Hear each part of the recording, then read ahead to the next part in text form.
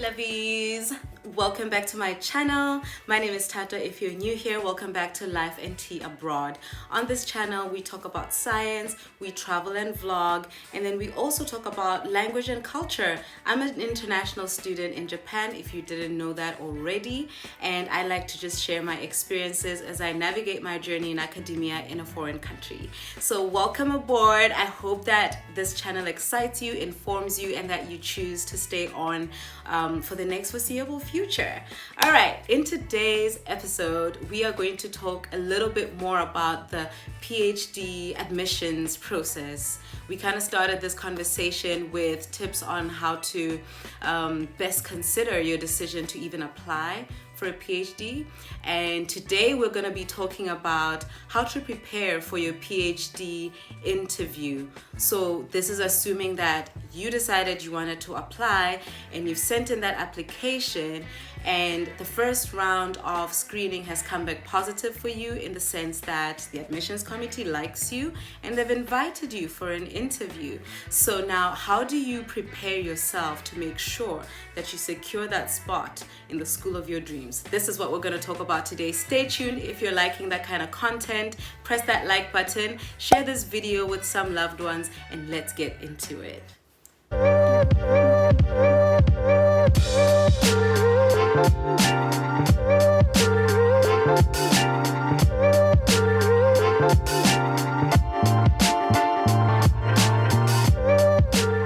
So if you're at the interview stage, congratulations to you, because that means the admissions team has decided that your CV, your cover letters, your motivational essays fit the criteria that they're looking for in a student or in a PhD candidate at their specific institution. So congratulations to you. Reaching this milestone is already such a great achievement. So give yourself a pat on the back, okay?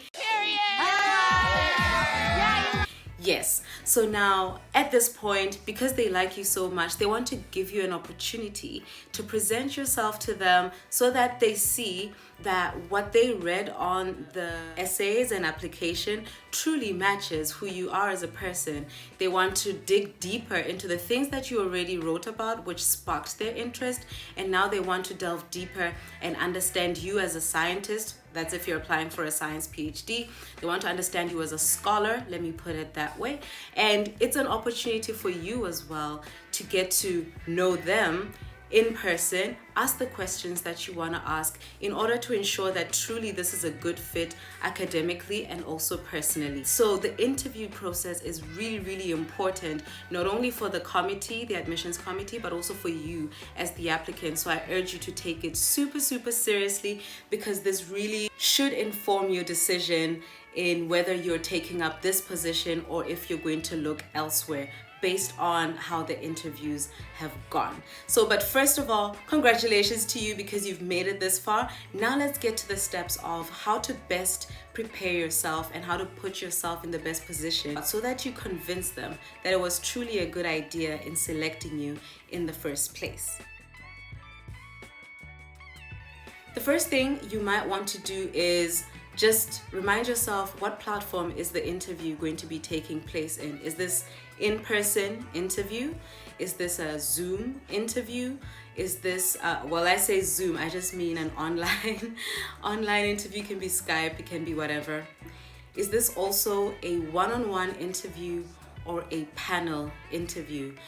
The reason I'm saying this is important is because it builds the atmosphere around which the interview is going to take place, and therefore the way that you're preparing yourself might differ slightly. So for instance, if it is online, you want to be in a place that has really good internet and internet speeds, and you're not going to be in a noisy environment. You want to clear up your space and all of that.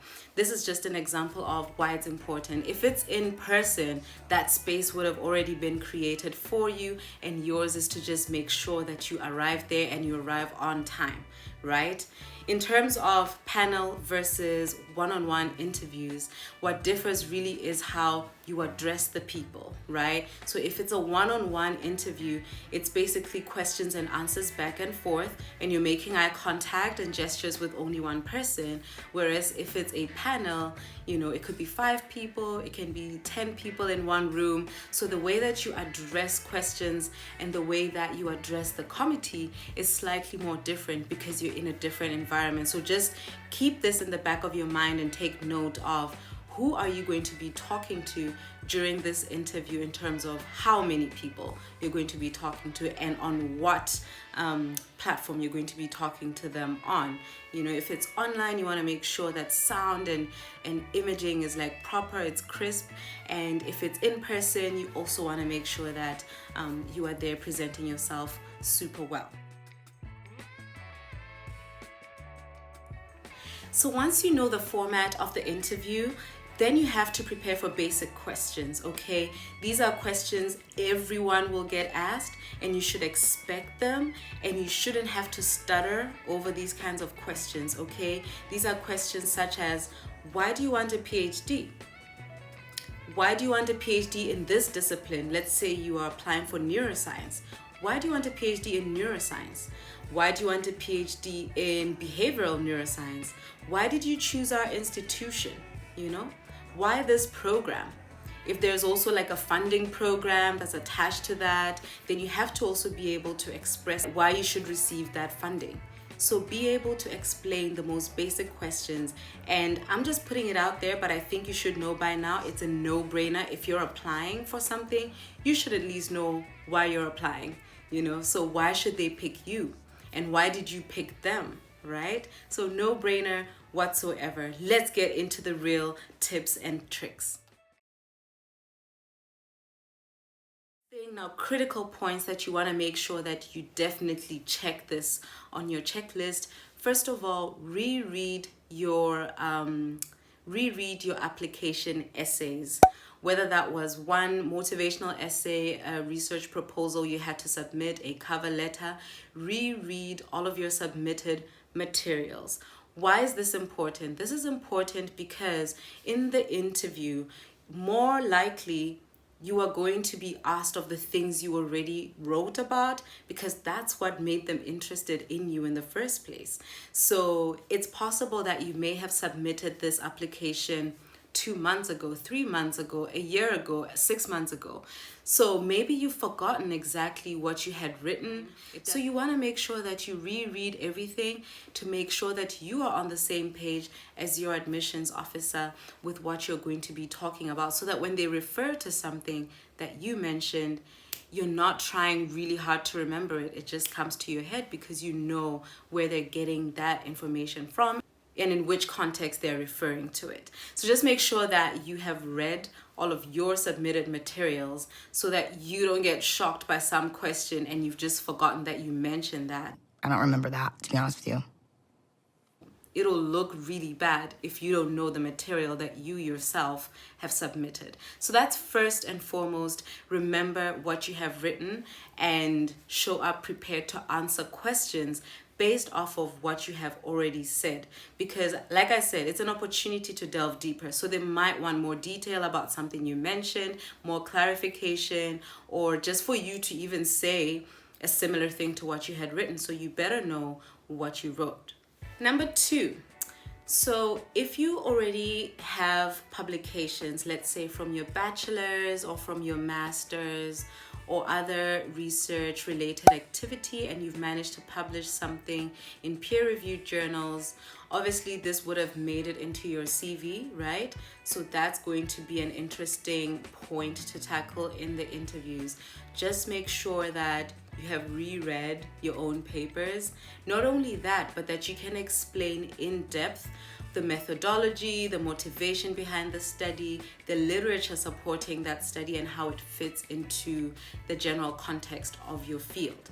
So just like the essays and the motivational letters for the admissions, it is very important that you know the stuff that is in your publications, your research publications, because that informs them of the kind of scientist that you are, or the kind of scholar that you are, and they want to make sure of exactly what your contribution was to those papers. This kind of creates that interesting scientific dialogue where they can piggyback on what you've said and really poke at the things that you said you were interested in or the things you are skilled at in the scientific realm. So make sure that you can really talk in depth about your own research. Number 3, make sure that you have your scientific interests or your academic interests solidly defined for yourself, because obviously the question is going to be, what kind of research are you aiming to do at our institution? So be sure that you can explain that well,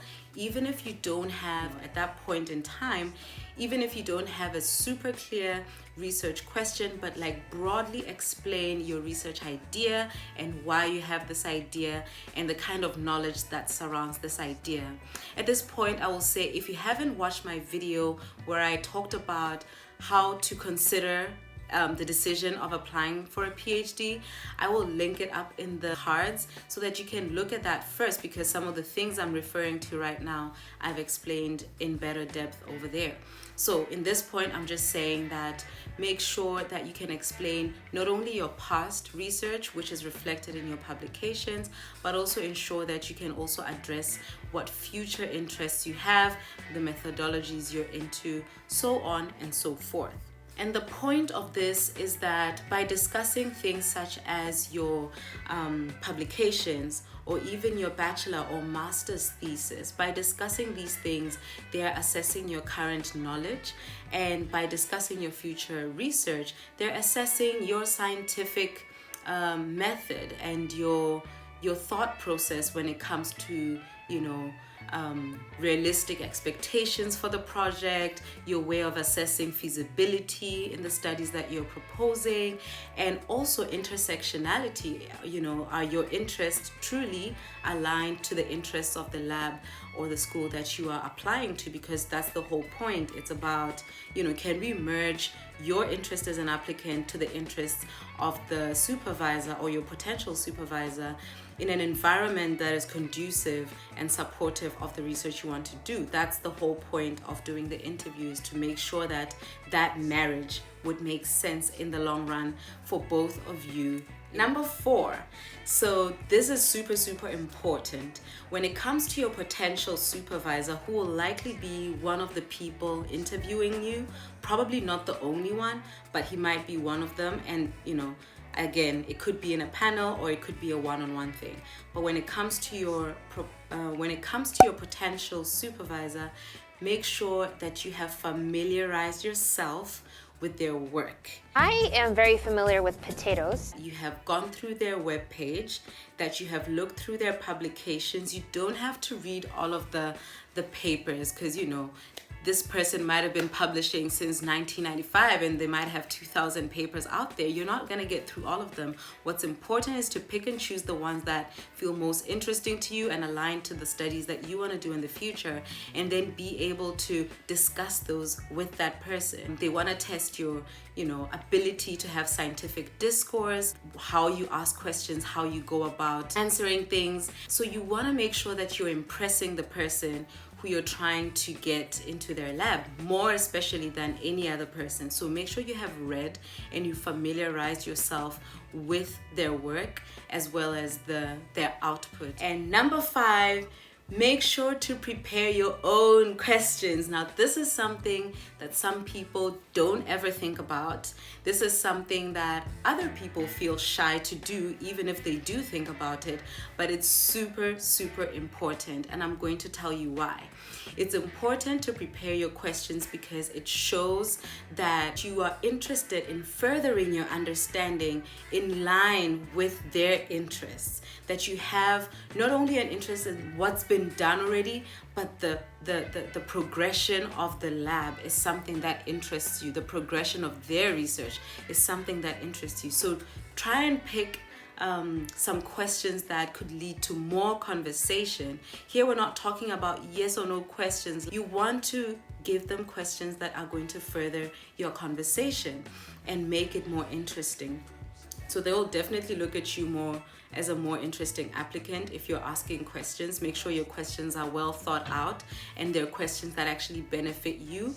And you are allowed to ask about, it could be academic questions or questions related to their leadership style, their supervision style, work ethic, expectations in the lab, work-life balance, diversity and inclusion issues as well. This is really important, especially if you are a student looking for a position in a foreign country. It's going to be really important to understand the dynamics of different cultures coming together and the support systems that the institution might have in place for people like you if you find yourself as part of a minority group, for instance, right? So you want to know what value systems the professor has in the lab so that you know whether you'd be a good fit, not only academically, but also in terms of the social life within the lab, because these people are going to be working with you for 3, 4, 5 years, depending on the length of your program. So make sure that you have prepared questions that will make it easier for you to make a decision about whether or not to accept the position. Because you know what? After you've done the interview, and if they like you, they'll offer you a position, but it's still up to you to accept. So the questions you ask should be things that facilitate that decision-making process for you. Like, is this the place for me? Can I see myself doing a long-term program here? If not, why not? So define that for yourself. So just make sure you have just a couple of questions. It doesn't have to be many, but it has to be real questions, research questions, life questions, and then you're good to go. So these are 5 things that you absolutely must prepare. This is not an exhaustive list, but you absolutely must be ready for these sorts of things.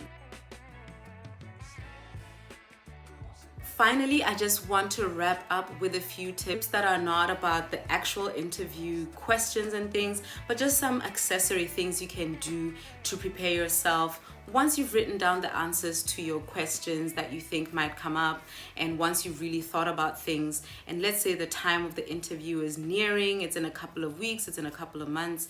These are some accessory things you can do to really elevate your confidence levels and make sure that you show up in tip-top shape. Because the thing is, it's not only about knowing the answers to the questions and knowing what you want to say, it's also about how you're presenting what you want to say, right? So I will urge you to make sure that you practice your interviews with someone whose academic input or academic record you trust. So I'm not saying, just practice with a friend. Practice with a friend who maybe has been through the same process or maybe is in academia themselves, and they can kind of give you a mock interview based on, either their experience or just how they know these things work. Because it's not the same applying for a job versus applying for a PhD. It's really not the same. So you want to make sure you're practicing with somebody who knows what they're doing, okay? And the reason for practicing is because while we talk as humans, there are lots of things that we do, a lot of gestures. Maybe you move your hands a lot, maybe you're looking away a lot, and you're just not even aware of how you're coming across. So you want somebody who's going to help you in being objective about how you're saying things. Are they landing the way you want them to land? And how's your body language communicating with the people on the other side as well? And if your answers to questions are just not even making sense, that person should be able to tell you that, I think you shouldn't say that, you should say this instead, So you want to make sure you practice, and not once, probably several times, so that you feel very comfortable in the process. And you're also going to be comfortable coming up with answers on the spot, Following that, once you've practiced, you want to make sure that the days leading up to the interview, you're staying hydrated and you're having enough sleep. The worst thing you can do is to be practicing, but then you just don't sleep the night before and you are running late the morning of the interview, or you're just like sleepy, deprived, tired, and you're slurring your words. It's not making sense because you're super tired and over practiced. So you don't want that. You want an opportunity to also rest, which is why all of the practice and every preparation you should be doing should be well in advance, so that the days leading leading up to the interview, you are actually feeling rested, and also you are hydrated so that you're able to talk for long times and chat with the admissions committee without feeling like you need to drink every 2 seconds because you'll appear nervous. Try to have a good night's rest. It's not always easy, but try as much as possible to just get in enough hours the day before. And then of course on the day, dress up real nice, you know, dress up in clothes that make you feel comfortable. Comfort is important. And then you also have to feel really confident, you know, whatever that is for you, whatever the style.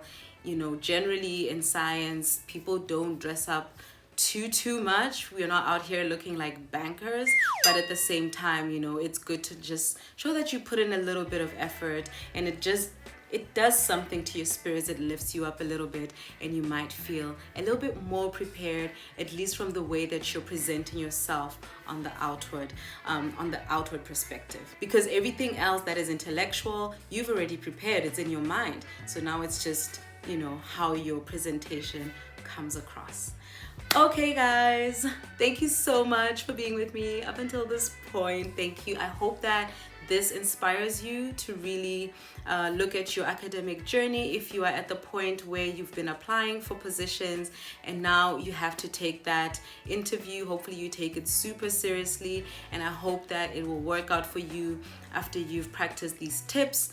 For all of you scientists who are watching this out there, please add in the comment section anything that I might have left out, something that helped you when you were applying to your position, whether that was a master's or a PhD. Just chime in the comment section. It might help somebody out there. So I definitely hope that you ace that interview. And if you do ace that interview, please also come back to this video and then comment. Let us know how everything went. Let us know you've gotten that admission. So if you're still here, please comment a emoji of a graduation cap. Yes, because we're talking academia today. So yeah, let's just comment the graduation cap, and that lets me know that you watched this video up until the end.